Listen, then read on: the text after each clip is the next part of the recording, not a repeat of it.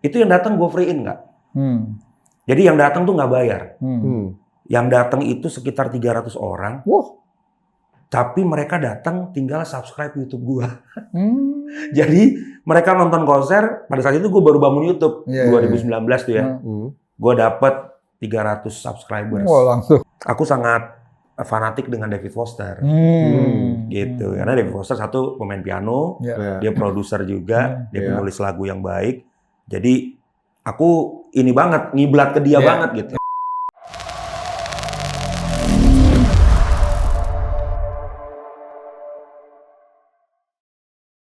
Gimana versi Badai mengenai royalti? Ya, kayak gini sih Ko Edward ya. Jadi kalau gue ngelihat royalti ini, kisruh ya tentang royalti ini sebenarnya tidak disebabkan karena kan banyak orang yang bilang kalau isu royalti ini berkembang karena permasalahan personal. Si A dengan si B, si C dengan si D gitu kan. Menurut gue bukan. Tapi masalah ini timbul karena mentalitas. Dari masyarakat kita yang tidak bisa appreciate terhadap karya cipta. Itu udah menurut gua udah ya sorry kalau gua bilang udah masalah basi sih. Udah turun temurun. Udah turun temurun. Bahkan nggak di dunia musik aja gitu kan, di dunia yang pekerjaan lain pun sama. Tapi sekian puluh tahun pencipta lagu itu dijadikan pelengkap. Bukan menjadi sesuatu yang utama. Padahal mungkin penonton podcast ini namanya apa Kak? Temenan. Podcast temenan. Mungkin nanti netizen yang nonton podcast temenan ini coba dipikir ya. Ketika sebuah band berkumpul atau penyanyi ketemu produser, untuk memulai itu dibutuhkan apa sih? Dibutuhkan karya dong. Dan karya itu lahir dari seorang pencipta lagu. Lahir dari seorang komposer. Tapi di Indonesia komposer itu bisa dikatakan ya itu hanya kayak vitamin tuh mungkin kayak pelengkap. Ya vitamin C aja kalau lagi flu, lemas baru minum. Padahal kita itu adalah sebuah profesi yang sebenarnya profesi utama. Karena seperti itu, pencipta lagu tuh punya ketakutan untuk bicara haknya. Karena mereka merasa bahwa mereka nggak dianggap. Apalagi pencipta lagu di 70-80-an. Mereka sangat quiet untuk tidak bicara ini. Dan hidup mereka soal itu nggak sejahtera. Betul. Bahkan pencipta lagu rohani pun, gue pernah ketemu. Lagunya kita bawain. Mungkin ada yang remake, mungkin ada yang bikin album, tinggalnya di gang. Itu lagi, apalagi itu kayak gitu. Nah, jadi hal seperti ini akhirnya membuat gejolak. Sesuatu yang meletup dan akhirnya meledak. Nah, menurut gua, Kak, ini memang harus terjadi. Karena industri musik Indonesia harus naik level. Nah, sekarang permasalahannya adalah royalti ini kan ada pengelolanya. Nah, siapa nih pengelolanya? Nah, jadi kita jadi gini, royalti itu kan ada kalau nggak salah ada 63 jenis royalti kalau nggak salah ya. Tapi yang paling sering dibayar di Indonesia itu adalah mungkin 4 atau 5 jenis royalti. Yang pertama itu adalah mechanical rights. Itu diambil dari penjualan album fisik. Gua termasuk band yang menikmati juga tuh dulu. Mechanical rights dari album fisik kan. Oke, kemudian performing rights itu diambil dari area-area yang sifatnya publik, seperti konser, kafe, festival musik, klub atau apa namanya, karaoke, lalu boarding music, usaha kecil, kayak gitu, itu termasuk dalam performing. YouTube juga ada performingnya, DSP juga ada, digital streaming platform juga ada performing. Yang ketiga, synchronization rights. Itu dia penyesuaian dari audio ke visual. Misalkan cover, cover nih, laguku misalkan Demi Cinta gitu. Itu ada nih yang bikin videonya versi saksofon doang, instrumen versi saksofon. Itu kan udah berubah bentuk dari yang band-bandan jadi instrumental saksofon. Terus dia bikin klip. Di Ancol misalkan gitu kan, wah pokoknya proper banget. Itu termasuk synchronization rights. Perubahan bentuk audio ke visual. Iya.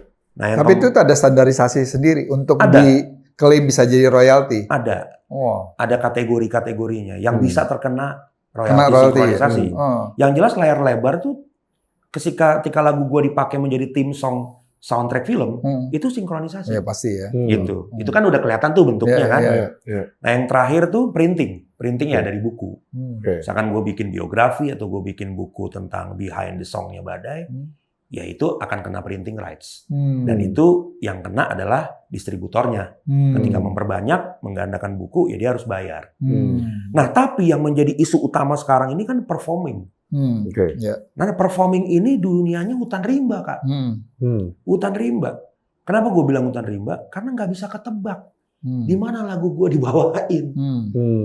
Setiap hari mungkin ada 1000 konser kali. Nah, apa gitu. yang ngebedain sama di luar negeri mereka bisa Nah, trace? yang membedakan adalah teknologi. Emang nggak sampai teknologinya di sini? Di Indonesia belum ada teknologi yang bisa membangun sebuah sistem yang akuntabel, real time, dan transparan. Harus diakui lembaga manajemen kolektif. LMKN. Bukan LMK. Oh, Ada LMKN tuh adanya baru setelah PP 56 2021 itu keluar. Oke. Ya. Jadi Undang-Undang Hak Cipta itu kan sudah ada dari tahun 87 di Indonesia. Tapi versi terakhirnya adalah 2014. 28 tahun 2014. Di situ ada yang namanya Lembaga Manajemen Kolektif, LMK. Kalau dulu mungkin KJC, Ko Edward pernah ingat YKCI ya, Yayasan Karya Cipta Indonesia. Nah, itulah LMK pertama tuh di Indonesia. Sekarang kan banyak banget, ada WAMI, ada RAI, ada apa. Nah, itu kenapa banyak begitu? Ya, mungkin Fungsinya apa jadinya sebanyak fungsinya itu? rata-rata sama. Fungsinya rata-ratanya sama. Tapi mungkin di dalam pemikiran mereka, ya people choose aja.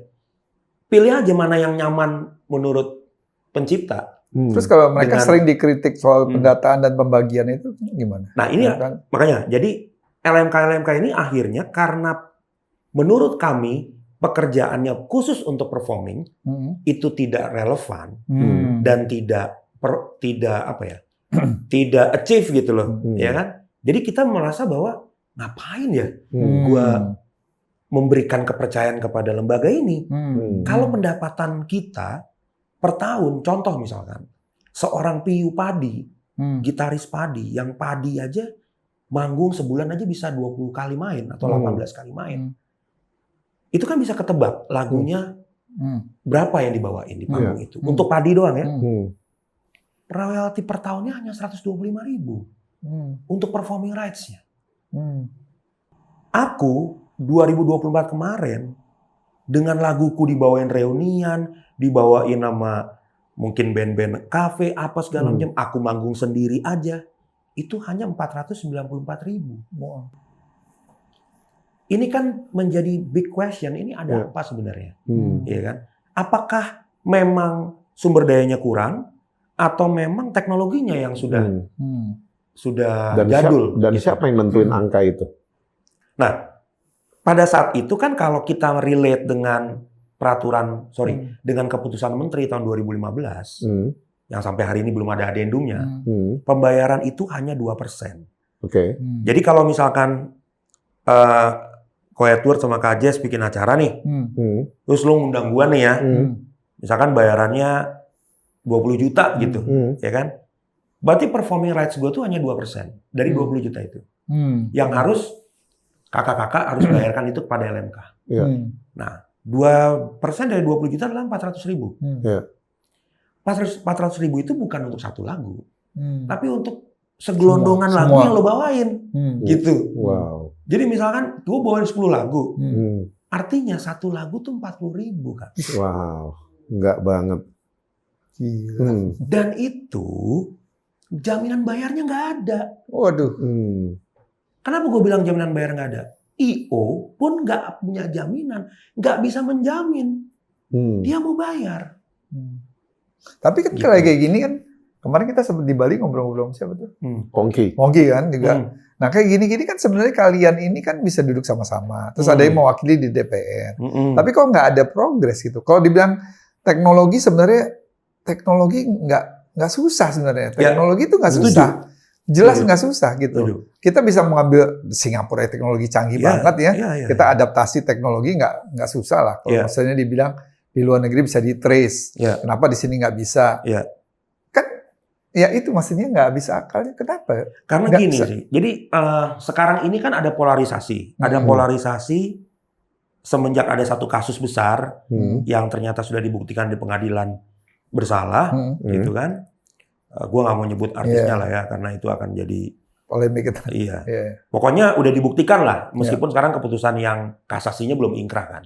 Nah, sejak ada hal tersebut, bahwa sudah dibuktikan bahwa yang harus dibayarkan oleh yang sudah diputuskan oleh pengadilan ini, itu bukan royalti yang dibayarkan, tapi denda atas tidak ada izin terhadap penggunaan lagu. Jadi sekarang, yang dibayar dendanya, bukan royaltinya. Nah sekarang yang tersebar di dunia luas ini, gila penyanyi disuruh bayar 1,5 M. Padahal kalau kita belajar hukumnya, gue juga bukan orang hukum, cuma karena banyak kasus terjadi kan, kita jadi belajar kan. Gitu. Di dalam Undang-Undang Cipta itu sudah ada pasal denda dan pidana tuh ada di 113. Nah, tapi nggak pernah berfungsi pasal itu. Kenapa? Karena pengguna atau pelaku pertunjukan itu nggak paham kalau penggandaan itu harus ada izin, membawakan lagu orang tanpa izin itu ada dendanya, ya penyelenggaranya juga nggak paham. Emang gue mesti bayar ya lagunya si Badai? Kan gue udah bayar Krispatinya. Ngapain gue bayar lagi si Badai? Dia nggak paham. Kalau pembayaran artis beda, pembayaran pencipta lagu beda. Tapi kalau dia nggak paham, kan hukumnya udah ada. Betul. Nah, berarti kita bisa majukan ke hukumnya dong. Satu, kelemahan sosialisasi, Kak. Nggak pernah ada sosialisasi 2014 itu, Undang-Undang Cipta. Sampai 10 tahun, pencipta lagu itu tidak bisa maksimal dapat uangnya. Nah, kita tarik garis jumping sedikit. Dari 10 tahun itu, komposer tidak making money dari masterpiece-nya. Akhirnya kita lihat bahwa harusnya sistem ini diganti. Kenapa diganti? Karena terus terang LMK dan LMKN semua masih manual sistemnya. Masih menunggu kebaikan penyelenggara untuk lapor. Ini ada band bawain lagunya Badai 20 biji nih.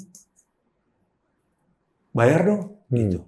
Berarti sempat sering kali ngalamin keterlambatan transfer dong? Sangat. Bahkan datanya aja kita nggak pernah lihat. Jadi menurut lo nih yang fair yang kalian lagi perjuangkan nih apa? Yang fairnya adalah biarkan pencipta lagu membuat dan menciptakan teknologi yang lebih baik.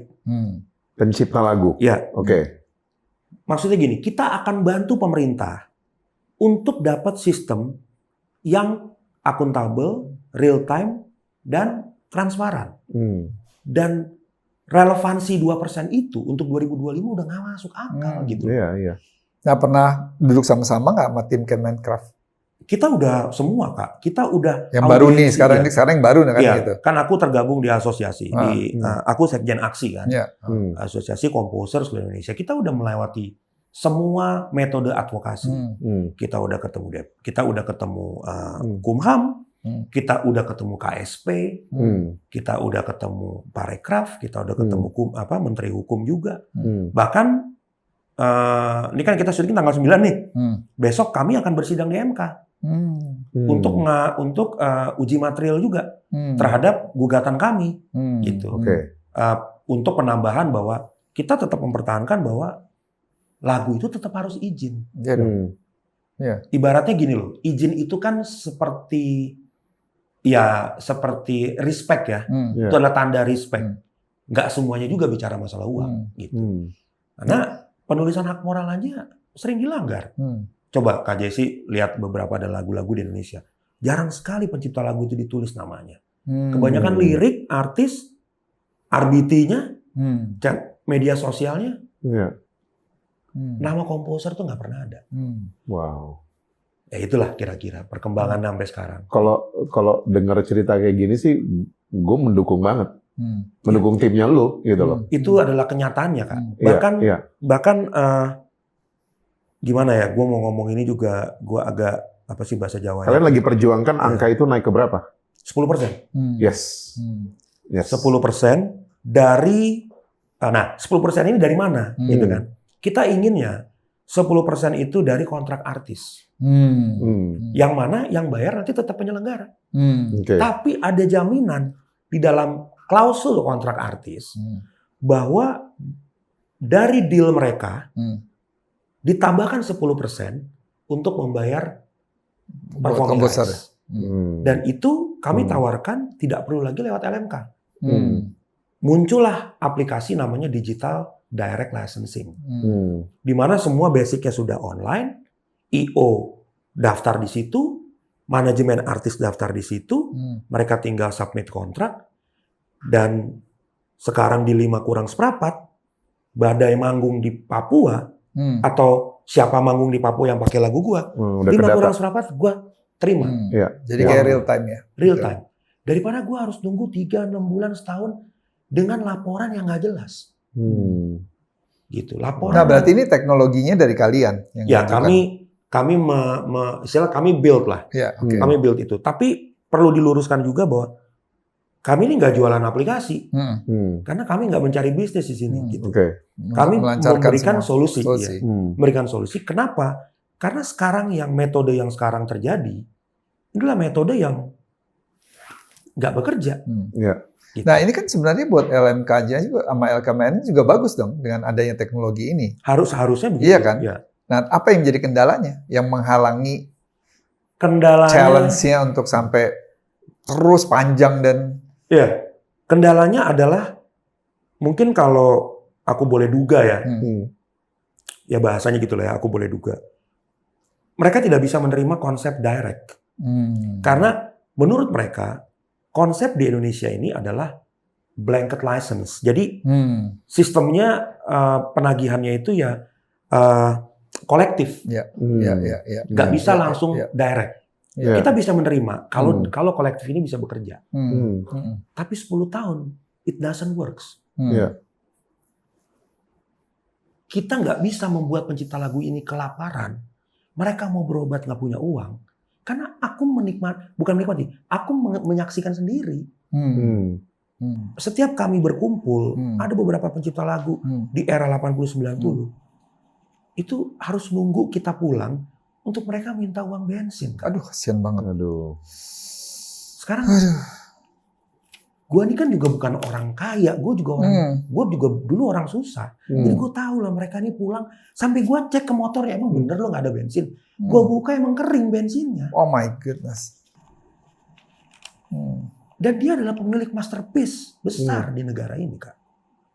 Wow. Itu yang membuat kami harus kita harus fight dengan ini, gitu. Nah, akhirnya polarisasi isu ini, ya gue sih termasuk orang yang sedih ya, ketika gue dibilang, kan ada nih beberapa orang-orang yang bilang pencipta lagu tuh turun kasta jadi pengemis.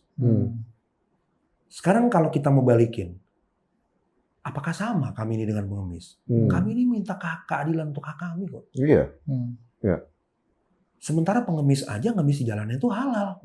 Mereka nggak bunuh, nggak apa, ya. Tapi kami ini berjuang untuk keadilan, gitu. Tadi Badai bilang yang mengenai blanket license itu, bukannya saat ini Kemenkraf sekarang lagi ngedorong pembayaran di muka untuk blanket license. Nah itu jadi masalah baru, celah atau solusi itu? Nah, aku nggak bisa berkomentar di situ. Kenapa? Karena semuanya kan masih dalam sistem yang dibangun, Kak. Kemenparekraf pun dalam hal ini, mereka kan sedang pada saat itu kan kita lagi bicara tentang OSS, one single submission. Jadi pendaftaran lewat satu pintu. Jadi izin performing diurus, izin keramaian diurus. Jadi kalau performing lo nggak bayar, izin keramaian lo nggak keluar. Atau keramaian lo nggak bayar, keramaian lo bayar, performingnya enggak, ya performingnya. Karena semuanya OSS. Nah, sementara ini bisa dari mana-mana. Nah, saat ini OSS kan belum dapat kita katakan itu done prosesnya. Karena kan masih menunggu perbaikan regulasi pemerintah. Nah, cuma sekarang ini kan Undang-Undang Hak Cipta sudah masuk ke dalam proses revisi di DPR. Tahun ini jadi prioritas utama prolegnas gitu. Oke. Gitu. Nah, itu kan tadi performing arts. Kan? Nah, kalau digital platform itu gimana hitungannya? Ya, Itu menguntungkan penulis lagu atau enggak? Digital Di sangat Indonesia? menguntungkan, Kak. Sangat menguntungkan. Iya. Jadi hitungannya gimana sih? Kalau Misalnya 1 juta stream misalnya Iya. di Spotify. ya, TikTok. Mbak Dea dapat gitu. berapa? nah kalau 1 juta stream itu setahu gua itu baru kita bisa rasain dolarnya tuh ya. Mungkin $10 kali ya. Per 1 juta Per stream 1 juta stream. dapat $10. Dikit Iya. banget. Iya, karena memang Spotify itu kecil. Wow. Ya kita harus akui 1 juta stream itu ya semacam monumen digital aja. Oke. Wah, keren ya. Wow. Lagu Makanya- 1 juta Makanya stream gue gitu. kan sering lihat tuh band-band kalau udah akhir tahun Iya. suka posting kan. Iya. Thank you for all streamers. Iya, iya, Tahun iya. ini kita 500 juta streamers. Iya, iya. Itu sama hitungannya sama Indonesia. Ya, yang gue tahu informasinya, kalau mau berasa banget dolarnya, itu kita harus sampai minimal 1 juta stream. Tapi itu juga kecil. Kalau nggak salah Kecil, cuma $10. $10. Iya. Wow. Jadi YouTube yang sangat making sekali, gitu. Sama beberapa DSP lain ya, seperti misalkan Apple Music gitu, Apple atau Music. ya Apple Music masih oke lah, gitu. Wow. Kalau YouTube berapa? Nah kalau YouTube itu, misalkan kan kalau YouTube bisa monet itu kan 4.000 jam tayang sama kalau nggak salah 1.000 subscribers. Ya. Nah, gua sendiri aja yang punya, mungkin karena YouTube gua baru lah ya. Ya. Gua kan nggak pernah cover di Ya. di channel gua kan. Oh, udah. Gua kebanyakan podcast Iya, gitu. Nah, dari channel yang non cover aja, itu tahun 2022 gua baru ngerasain YouTube itu 2,5 juta lah. Mungkin karena guanya nggak terlalu aktif. Tapi kalau lagu-lagu gua di YouTube yang Nah itu. band yang lama apa segala itu, gue masih menerima besar. Ya belum pernah sampai ratusan juta sih, tapi aku pernah terima mungkin sekitar 75-80 juta. Itu dalam 1 tahun? Per 3 bulan. Oh, dia lumayan. Oh, lumayan. 3 bulan. Lumayan. Karena di YouTube itu kan ada performingnya juga. Iya, iya. Jadi kalau bicara digital, untuk lagu-lagu katalog hits yang seperti lagu-laguku yang cukup banyak yang meledak, itu no issue lah. Tapi kalau performingnya issue banget, gitu. Itu yang tadi gue bilang hutan rimba itu. Nah, Iya, kalau iya. misalnya soal digital, kalau Badai saat ini bisa duduk dengan orang pemerintahan, Iya. orang label, Iya. sama streamer. Iya. Kalau bisa ada 3 poin yang bisa dilobikan ke mereka, kira-kira apa aja? 3 poin. Yang pertama, Indonesia sudah harus segera memperbaiki ekosistem. Setuju? Ya, karena kan banyak nih mereka-mereka ini kan bilang bahwa yang harus dipertahankan, yang diperjuangkan dulu adalah ekosistemnya. Tapi aku sering bertanya kepada orang-orang itu, ekosistem mana yang diperjuangkan kalau oksigennya nggak sama. Kalau kita bicara ekosistem, semua makhluk hidup harus rata terima oksigen itu. That's good. Good Terutama analogi. terutama komposer Iya, gitu iya, iya. di industri musik itu satu. Yang kedua, aku ingin menyampaikan bahwa sistem manual yang sekarang dilakukan oleh LMK dan LMKN, meskipun mereka bilang ada klaim bahwa terjadi kenaikan penagihan royalti, tapi kan itu royalti digabung, ya kan? Ada digital, ada bla bla bla, bukan performing. Oke. Gitu kan. Kita kan bicara performing, makanya terkadang tuh banyak musisi itu terkecoh gitu loh. Terima duit, wah gila nih gue dapet duit 200 juta. Itu bukan performing, itu adalah gabungan dari semua royalti yang ditagih. Kalau kita bicara performing, di 2022 aja, kalau nggak salah 21-22 gitu, dari 180 miliar pendapatan, penagihan performing itu hanya 900 juta. Jadi nggak ada 0,5%. Dan itu juga belum tentu semuanya terdata, 189 miliarnya kan? Yes. Nah, gitu pasti. Itu Kak. Jadi menurutku sudah waktunya kita Jadi yang bangun satu ekosistem, kedua sistem yang baru. sistem baru. Ya. Oke. Nah, yang ketiga, aku mau jelaskan bahwa pencipta lagu di Indonesia, setauku, sepanjang pengetahuanku, itu tidak pernah menguasakan kuasa pengelolaan ke LMKN. Itu nggak pernah. Karena memang kami tidak ada kerjasama dengan LMKN. Kami kerjasama dengan LMK. Jadi LMK lah pengelola kami. Kami nggak ada urusan dengan LMKN. Tapi tiba-tiba kan sejak adanya PP 56, LMKN diperkuat untuk menjadi pengelola, ya, sehingga royalti itu dikoleksi lah dengan lembaga ini. Kami ingin bertanya aja, sejak kapan kuasa atribusi itu diberikan kepada LMKN? Yes. Apa jawabannya? Ya, Sejak sejak selama ini dari Aksi sendiri kan sudah pernah mempertanyakan itu, dan mereka hanya menjawab bahwa mereka tidak bertanggung jawab kepada komposer, mereka bertanggung jawab kepada pemerintah.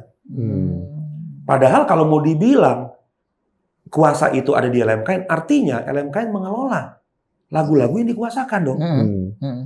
Kalau mereka membahasakan bahwa mereka memegang penguasaan itu, padahal kami tidak pernah menguasakan itu. Kami menguasakan kepada LMK. Jadi positioning legal standing ini harus diperjelas. Nah ini yang mau dibicarakan besok di MK. Ya, kami kalau di MK itu, aku dengan teman-teman memberikan uji material tentang penggunaan lagu itu harus izin. Harus izin, dan kami ingin mengatakan juga bahwa sudah terbukti bahwa pendapatan pencipta itu tidak lagi menjadi pendapatan yang baik. Karena memang yang tadi yang gue bilang tadi, pengurusannya emang sistemnya udah nggak relevan. Nah, untuk kedudukan LMKN mungkin kita harus uji lagi. Karena kan laporannya kan nggak bisa jadi satu laporan. Gitu. So ini besok yang mau dibahas di MK, uji materi ini. Uji materi ini. Misalnya nih ada band-band atau musisi-musisi muda. Sekarang berarti kalau lo nasihatin mereka tuh langkah legal dan finansial yang paling krusial tuh apa? Sebenarnya Karena paling banyak sering mereka abaikan. Iya, anak band kan biasanya pakai anak otak kanan kan. Iya. Otak kirinya, otak manajemennya gitu lemah kan. Iya, betul. Ini maksudnya yang ditanyakan ini adalah langkah legal dan finansial yang sering mereka abaikan karena mereka lebih passionate. Ya pokoknya pengen hit aja dulu gitu. Iya. Tapi ternyata pokoknya udah jadi langkah legal sama finansialnya rupanya diabaikan. Nah, ngalamin sih. Kan biasanya gitu kan. Waktu belum laku semuanya nggak ada yang ribut. Iya. Terus terang kalau gue pribadi, gue baru belajar bagaimana cara how to manage the contract gitu ya. Itu jujur itu setelah 7 tahun berkarir di band. Dari 2003 baru belajar itu 2010 Kak. Nah karena, ini sekarang udah punya pengalaman, kasih. Apa penting? Itu berangkatnya karena penasaran ya. Saya penasaran nih, kok gini ya? Administrasinya kok gini. Nah, menurut gua teman-teman yang sekarang sedang berkarya, apalagi kan sekarang sudah gampang banget ya.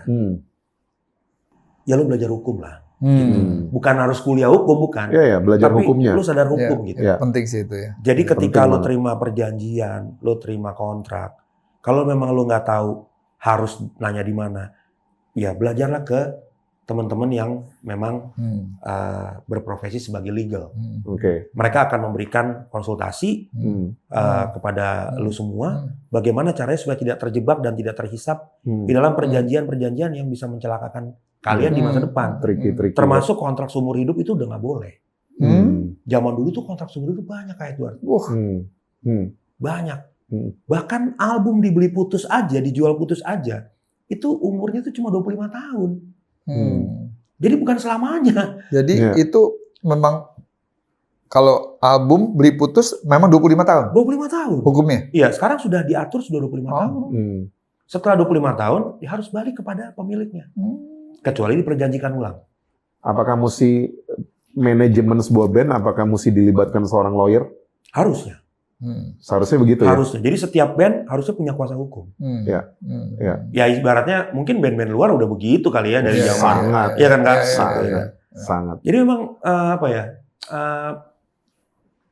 advokasi itu memang sudah harus dibiasakan lah ke seniman. Itu pertama. Yang kedua, nah ini yang penting. Kalau bikin lagu ini menurut saya ya, jangan pakai nama band lah gitu. Misalkan nih, Cinta Memang Kejam gitu, ciptaan apa band gitu, Tumben gitu misalnya, ciptaan Tumben, janganlah. Tumben itu siapa? Iya. Mendingan dimention, Iya. misalkan Badai, Jesse, Edward gitu. Iya. Kita nih bertiga, jangan Tumben. Nah, kenapa begitu? Karena kan ketika nanti ada masalah, semua mau klaim. Iya, iya. Lah, Dan gua kan personelnya bisa ganti-ganti. Gua kan nanti kalau udah ganti, Tumbennya udah ganti siapa gitu. Gue misalnya gue udah keluar atau KJC keluar, ya Tumben itu kan udah bukan yang historikal lagi. Nah, jadi menurut saran gue, ketika lo bikin lagu, jadi perjelas aja namanya siapa. Lebih baik di-mention dan langsung dibicarakan aja. Gue bikin notasi sama musik nih, lo bikin lirik, kita gimana pembagiannya? 50-50 kah? Atau 70-30 kah? Setelah itu baru ketika lagu itu rilis, ya dimasukkan datanya ke publishing. Supaya ketika publishing bayar, udah jelas pembagiannya. Ya. Nah, Sama tadi ada kata yang lo bilang mental. Ya. Mental itu kayak misalnya kita band gitu, terus tiba-tiba ada lawyer ikut sama kita. Ya. Terus tiba-tiba lo, alah lo mah gua aja gitu. Kan suka gitu kan, karena mental banyak orang. Itu udahlah kita cincai aja dan lain sebagainya. Nah, itu mungkin mesti digeser semua. Iya, betul. Karena kalau nggak akan revolusi. Iya. Nggak akan. Jadi makanya sekarang ini gue kalau ada deal bisnis apapun gitu ya Kak, misalkan ada klien yang ya udah Mas, kita bikin aja proyek ini, nanti gampang lah untuk begini begitu.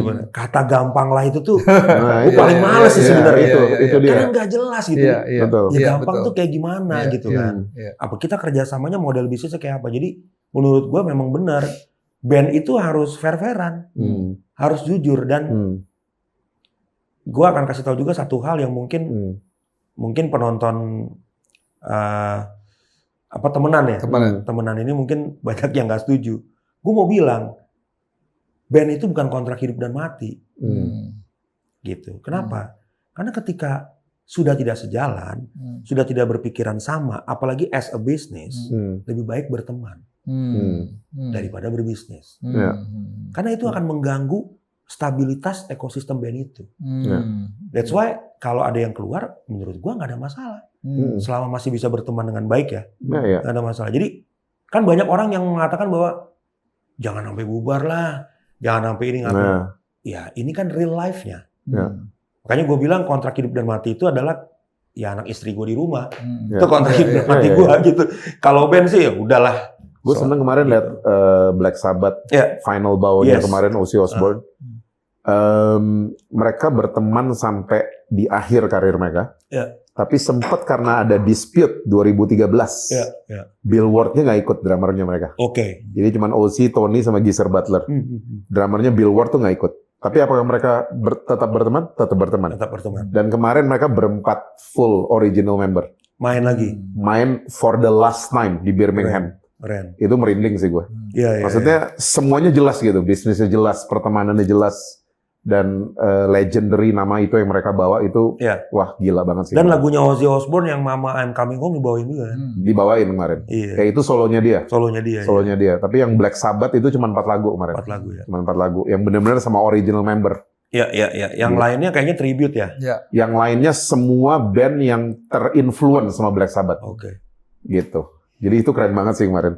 Ya itu juga menjadi pelajaran juga buat teman-teman baik yang udah ngeband lama ataupun yang baru sekarang. Ya gue berharap ada perbaikan cara pikir, perbaikan mental. Meskipun Kak, terus terang gue pernah hopeless sama industri musik ini. Di 2019 tuh gue hampir retired lah. Gue hampir mau mengundurkan diri karena gue lihat matahari baru ini kayaknya susah untuk di industri musik Indonesia.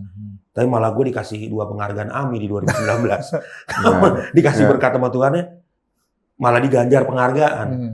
Ya kata nyokap gue, kata bini gue, ya lu nggak bisa, DNA lu udah. Nah itu tadi yang aku mau tanyain tuh. Maksudnya ini kan 2019, berarti pernah ngerasain burnout, down, terus kayak sempat kehilangan arah, terus kayak giving up gitu. Itu How you stay sane. iya, gimana caranya Gimana lagi tetap supaya normal bisa tuh gimana? waras kembali dan menjadi manusia normal, karena itu it's not easy kan. Iya ya Kak. Soalnya Kalau semua dialamin. buku musisi yang gue baca, semuanya itu waktu lagi tour segala macam kayak pernah nggak jadi diri sendiri gitu. Dan mereka harus balik dan mereka harus ketemu psikolog segala macam, harus balik ke normal, jalan normalnya mereka gitu loh. Mungkin ada dua hal ya. Yang pertama kalau dari segi kemanusiaan gue gitu ya, gue merasa bahwa ini hanya fase hidup aja, fase hidup yang, dan gue mengizinkan gue burn out gitu Kak. Gue nggak mendinai, gini aja gue baper apa segala macam, enggak lah. I'm composer gitu, I'm songwriter. Gue harus punya, gue bukan harus punya, gue pasti punya sensitivitas tinggi. Ya kan? Makanya lu melankolis banget memang. Iya, makanya gue biarkan aja. Gue biarkan aja gue ada dalam apa? Situasi burnout. Yes, dalam dark moment itu ya udah gue biarin aja. Tapi yang kedua yang gue pegang adalah dulu waktu gue baru umur, kayaknya baru lahir baru setahun deh Kak. Gue menemukan foto kecil gue, gitu ya. Bokap gue menuliskan sebuah pesan. Bahkan ada 4 hal yang sepertinya 3 hal udah terjadi dalam hidup gue kan. Apa tuh? Yang pertama, bokap gue tulis, aku menamakan anakku Doa di Badai. Wow. Ya, aku Itu nama bener loh tadi yang gue sebutin, Doa di Badai. Mereka mungkin semua pada gini tadi soalnya. Ini nama apa nih gitu kan? Iya. Aku menamakan anakku Doa di Badai. Ada 4 hal yang akan terjadi di hidupmu. Gitu. Yang pertama, bokap gue tulis, gue terkenal di zamannya.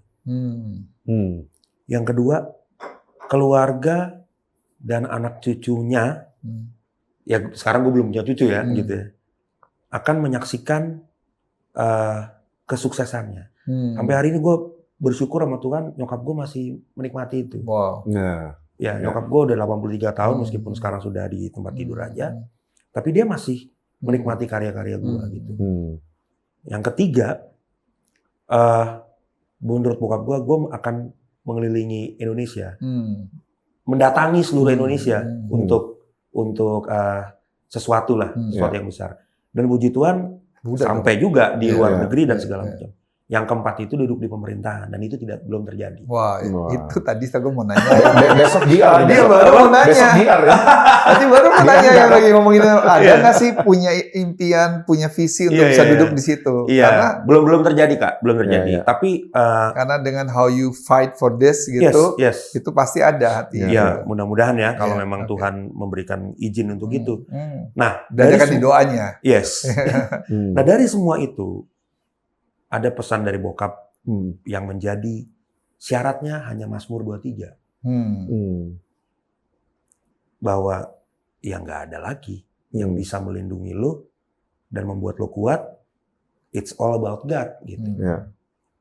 Dan yang paling di highlight sama bokap gue adalah ya takut akan Tuhan gitu. Wow, gila. Jadi waktu gue mengalami banyak hal-hal di kanan kiri gue ngelihat temen gue pakai narkoba, gue ngelihat temen gue masuk penjara karena begini segala macem. Gue melihat kalau gue nggak kembali ke situ, hancur Kak gue. Apalagi gue sempat stres, gue sampai merasa bahwa gila ya, gue bikin lagu tapi nggak dihargai di negara ini gitu. Kok segininya ya profesi pencipta lagu ini dianggap, mohon maaf, dianggap pengemis, dianggap apa?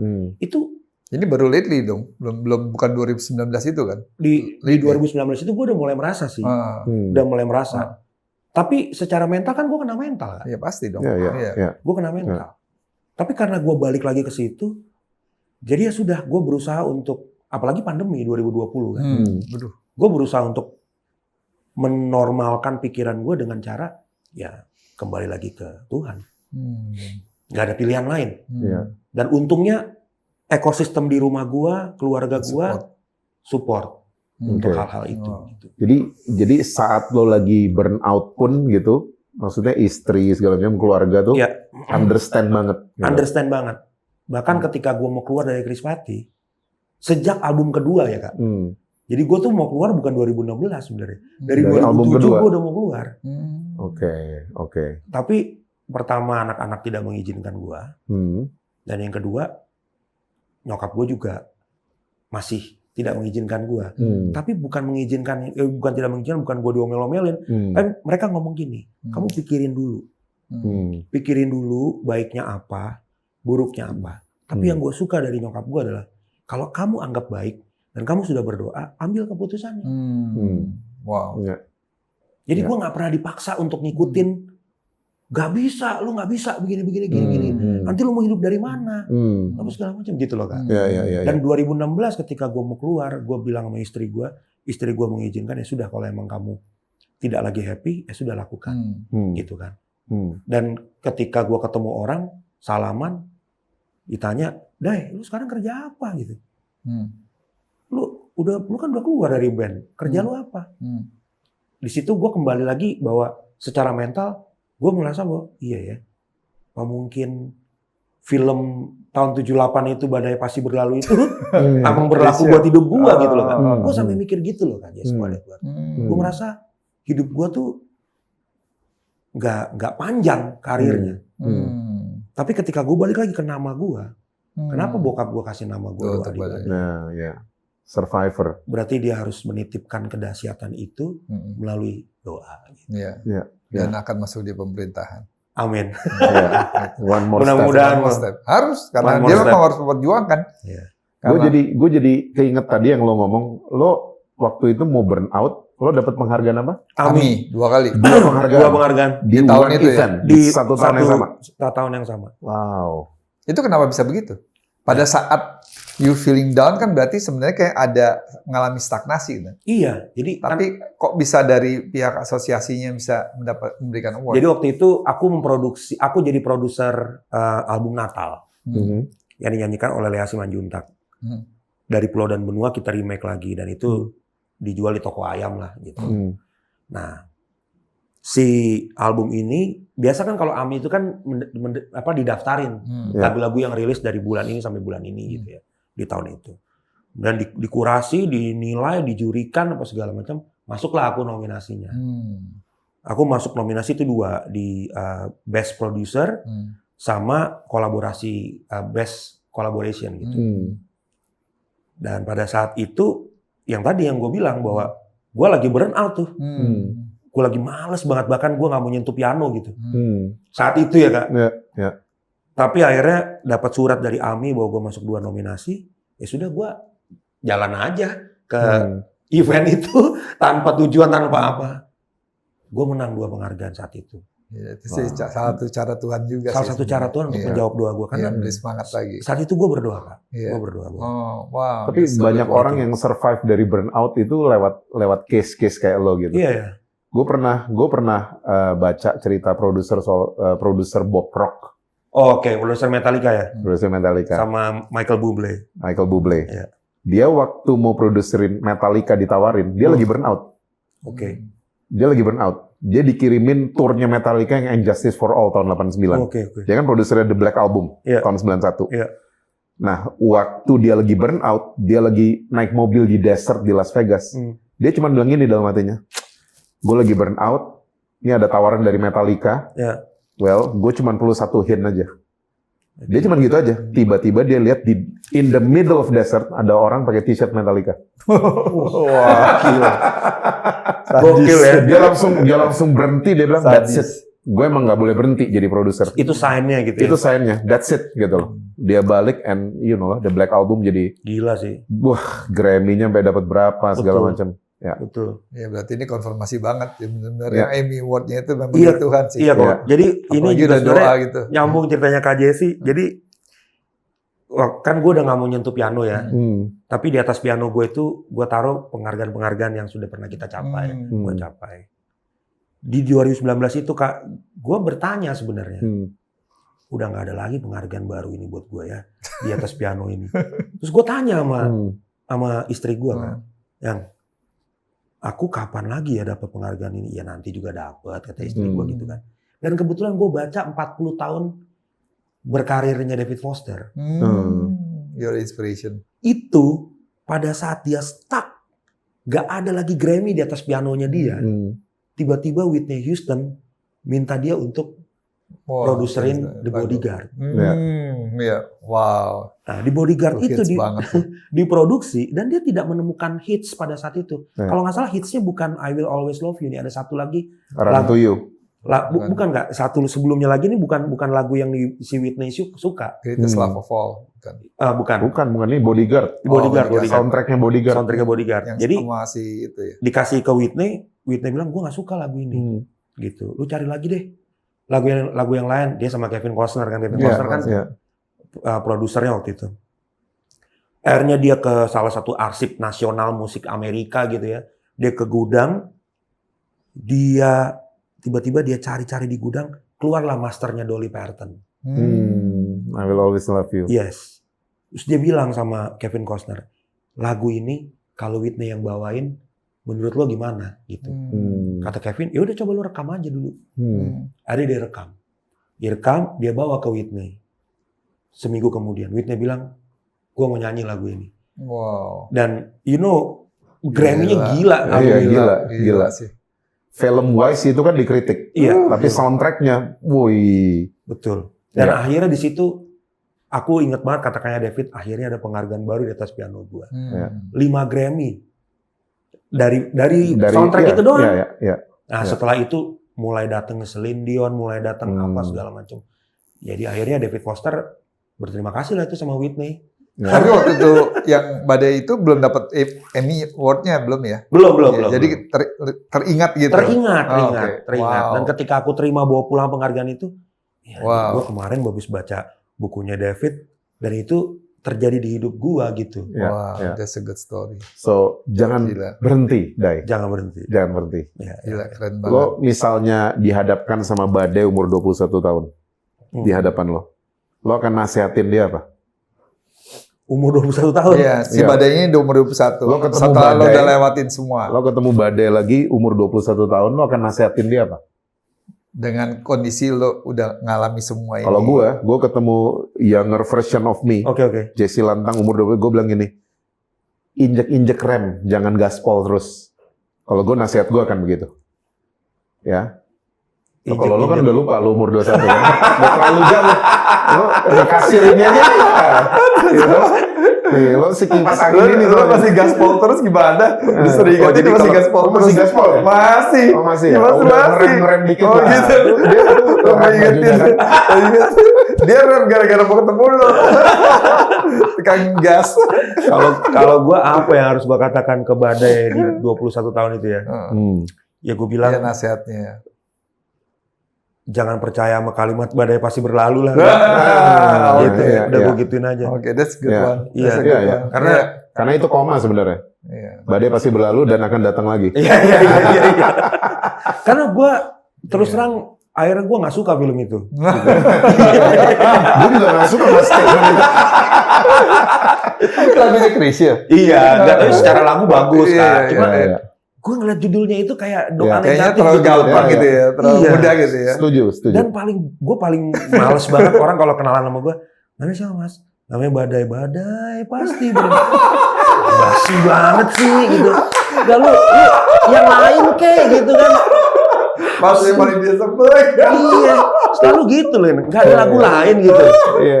Ya karena itu paling gampang gitu. Iya gitu Kak. Jadi ya itulah. Gue akan bilang, jangan percaya, badai pasti berlalu. Badai akan selalu ada terus. Dan terus diperjuangkan. Iya, betul. Gitu. Soalnya kan nama gue juga ditengking sama gereja. Oh gitu. Kenapa? Bip. Oh, badai. Sorry. Ada cerita ya?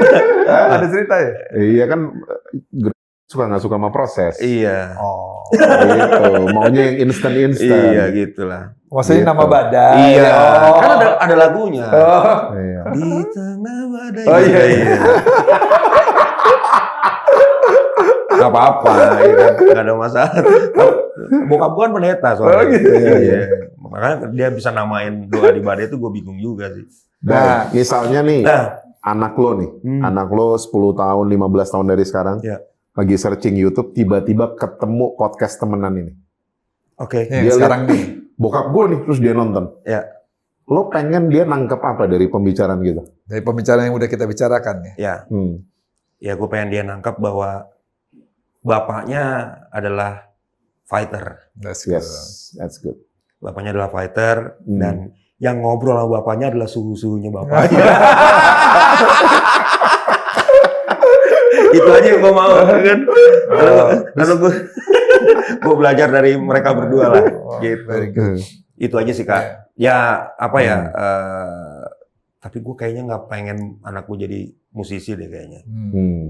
Karena menurut gue selama musik itu belum dijadikan IP ya, sesuatu yang bisa termonetize dengan baik, kayaknya anak gue ntar dulu deh gitu. Tapi apesnya ya. Kan by that time kan kamu dari pemerintahan, jadi IP. Dia malah lebih suka nari malahan. Oh, apa? Dia lebih suka nari. Oh, karena ibunya sering nari-nari tradisional dance gitu. Ya. Gitu. Oke. Kan podcast ini namanya Temenan. Ya. Itu karena, ini pertanyaan terakhir. Itu karena sekarang banyak orang itu kalau berteman itu ada kepentingan. Nggak tulus lagi. Nggak tulus. Ketulusan tuh udah tereliminasi kayaknya dari hubungan pertemanan. Nah, lo masih punya nggak teman baik? Wow, ini pertanyaan menarik banget ya. Yang lo kalau lagi burnout misalnya lagi apa gitu, yang lo inget tuh dia, lo angkat telepon. Kalau gue kan dia nih, tapi masalahnya dia nggak gitu ke gue. Curhat mulu. Colongan mulu. Punya lah Kak. Punya. Teman baik punya. Teman baik, bahkan teman baik gue dari gue kuliah, dari gue SMP pun masih ada. Wow. Justru gue lebih percaya teman baik. Iya. Gue lebih suka berteman baik daripada bersahabat. Iya. Gak tahu ya. Tunggu, berteman baik dan daripada bersahabat. Iya. Bedanya? Buat gue persahabatan itu udah gak ada privacy. Jadi gimana tuh? semuanya harus, lu gini kenapa lu nggak cerita sama gua sih gitu. Padahal masing-masing orang tuh kan ada real life-nya sendiri-sendiri. Ada dunianya masing-masing. Menurut gua akan terbuka bukan dengan sahabat, tapi justru dengan keluarga gua. Dengan Tuhan gua gitu. Ada beberapa hal yang bisa gua ceritakan, tapi nggak semuanya. Tapi kalau udah bersahabat, menurut gua dari pengalaman yang sudah pernah terjadi sampai hari ini, justru teman baik itu lebih setia daripada sahabat. Karena teman baik menurut gua dia sangat menghargai pertemanan itu. Dalam tanda kutip, bukan rasa yang sifatnya transaksional gitu. Nah kalau ini gue ke dia teman baik, dia ngeliatin gue ke sahabat gitu. Iya. Gue terbuka semua sama dia nggak terbuka semua sama gue. Gitu. Gak apa-apa, ini kan masing-masing. Kan teman baik lebih berarti kan. Iya, makanya gue lebih berarti. Dia transaksi sama gue. Curhatnya ada ini ya, gitu. Tapi enggak, maksud gue itu pemikiran gue. Karena gue rasa ketika sudah bersahabat, ada semakin banyak rasa nggak enak gitu. Iya, gue gimana ya, gue kalau ini nggak ngabarin dia, atau gue ada acara nggak ngundang dia, atau gimana gini-gini. Akhirnya terlalu banyak pertemuan, terlalu banyak hati yang diikat, akan menimbulkan konflik yang banyak juga. Itu pengalamanku. Makanya aku berteman aja, berteman baik. Gue menghargai dia, dia menghargai gue, dan teman baik gue banyak. Teman baik gue banyak. Lo masih punya mentor? Lo masih percaya sama mentor? Percaya. Mentor di musik industri mungkin? Percaya. Mentor di kehidupan? Iya, percaya. Masih ada? Masih ada. Oke. Ya, aku sama Kak JC udah berapa puluh tahun lalu kenal. Sama Ko Edward baru sekarang. Tapi gue lihat Ko Edward bisa jadi mentor gue juga. Iya. Iya, karena gue diberikan gimana ya? Gue nggak menganggap bahwa gue bisa menilai orang, tapi sesuatu yang hangat itu kan bisa terjadi pada saat pertama kali bertemu. Dan gue nyaman di podcast ini, nyaman banget. Bukan karena gue kenal sama Kak JC dan baru ketemu Ko Edward. Thank you banget. Tapi kenyamanan itu kan terjadi karena komunikasi yang enak gitu. Itu sih kalau gue percaya banget karena lo melankolis orangnya. Asik. Percaya sama vibes. Vibes. Iya, dia mirip kan. Apa? Melankolis juga. Beda lah, lo kan udah tua. Parah. Dai, thank you banget, Dai. Sama-sama, Thank you so much. Thank you so much. Makasih banyak. Iya. Thank you banget. Thank you for coming. Akhirnya gue kesini juga ya. Setelah waktu itu. Akhirnya. It's okay. Iya. It's okay banget. Sorry banget waktu itu It's waktunya nggak okay. masuk. Thank you loh, Dai. Sama-sama. Guys, it's time for Food testing. food testing.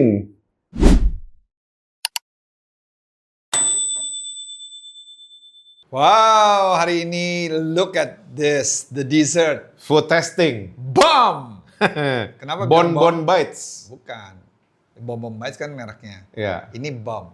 Oh. Hazel bomb. Hazel Bomb. Nah, Ini Berry Puff. Ini Boston Cloud. oke. Semuanya dari Bon Bites. Kenapa dia bilangnya Boston Cloud? Eh, Karena ini kayak awan kali ya bikinnya. ya, terus kenapa Boston ya? Hah? Kan Boston kalah kemarin ya basket. Oh iya, karena cedera itu ya. iya, Si iya. Jason Tatumnya. Iya, Kalau apa ini hubungannya sama ini lagi? Hah? Hubungannya karena ini si Barry. Dia Barry sampingnya Boston gitu. Iya. Karena ini kemarin kena bom. Hus. Terus ini ada juga burnt cheesecake Oke. dari Bon Bites juga. Kita coba ya. Oke. Jadi kita nanti cobain semua ini satu-satu ya. Satu sendok aja. Enggak, iya lo, gue coba ini aja. Wih, enak banget loh. Enak gak lo? Wih, gila enak banget. Gila. Hah? Enak. Enak. Enak loh. Hmm. Berapa nilainya? Oh, belum. Oke.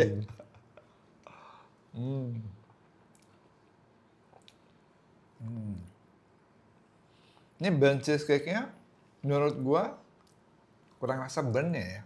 Hmm? Ya. Burnt cheesecake kan biasanya cuma di atasnya doang. Di torch, atasnya itu di torch. Tapi enak sih. Wah, Ya. Ya. berasa angusnya? Berasa kok. Rasa? Enak. Enak? Hmm. Nih. Guys, ini yang dibilang Berry Puff. berry puff. Waktu di potong begini sih katanya udah oke nih. Kayak mochi soalnya. Iya, kayak mochi. Teksturnya iya, kayak enak mochi. banget. Tuh, lihat guys. Dalamnya tuh.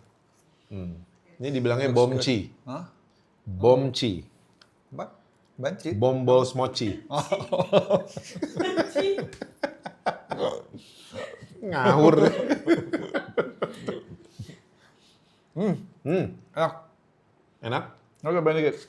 Aku dikit ya, dikit. Nanti. Ini. Pas kameranya mati, gue coba. Ini dikit aja nih. Nih. Nah.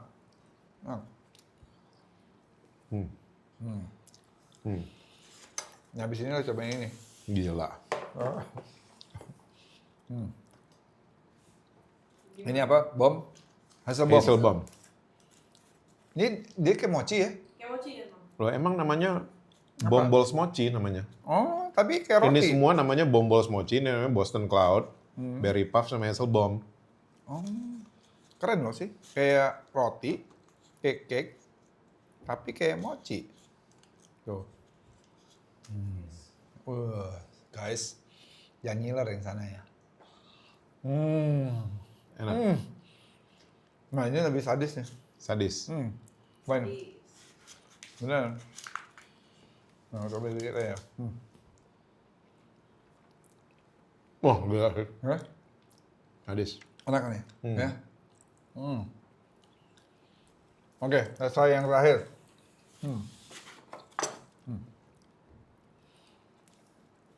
Kita coba ya.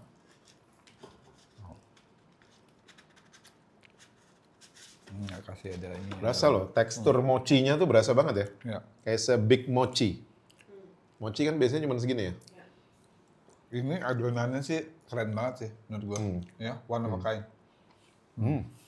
Enak ya? Oh. 9 dari gue. 9 untuk 10. 9, semuanya 9. Kalau ini oke, 9 bisa 9 lebih lah, 9,2 lah. Tapi this is my favorite. Hazel bomb. Ini kedua, ini ketiga. Gue juga ini. Nomor 1. Kalau ini is around 8 menurut gua. Karena kalau burnt cheesecake, ya gue udah cobain banyak, ini oke lah, 8 lah. Not bad. Tapi not one of the top gitu. Tapi oke. Ini unik nih ya. Mochi Oh, tapi ini segede sih gini. highly recommended guys. You Ya. have to try. Ya. Ini bonbonnya tuh bener-bener mochinya perpaduannya awesome banget gitu. Nih guys, kalau mau ngelihat satu-satu, Nih, ini juara nih. Hazel Bomb. tuh dalamnya juga, oh cakep banget gitu. Mochinya dapat banget. Ini ya, tuh, you have to try it to believe, guys. Alright, Thank you Bon Bon Bites. thank you Bonbon Bites. See ya. See you.